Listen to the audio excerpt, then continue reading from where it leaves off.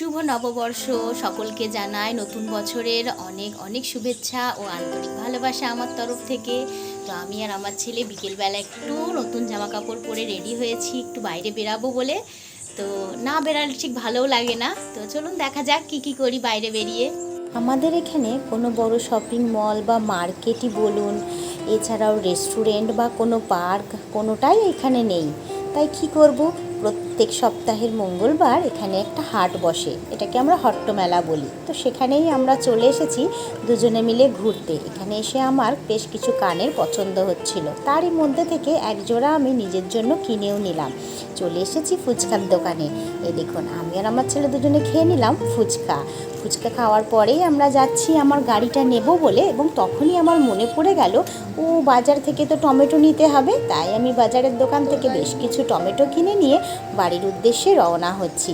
তো আমরা সন্ধ্যেরা তো এইভাবেই বাইরে বেরিয়ে একটু আনন্দ করলাম। আপনারা কিভাবে কাটালেন অবশ্যই কিন্তু আমাকে জানাবেন। বাড়ির জন্য নিয়ে এলাম 1 প্লেট মোমো। তো মোমো কিন্তু আমার খুব ভালো লাগে, আপনাদের কার কার ভালো লাগে অবশ্যই জানাবেন।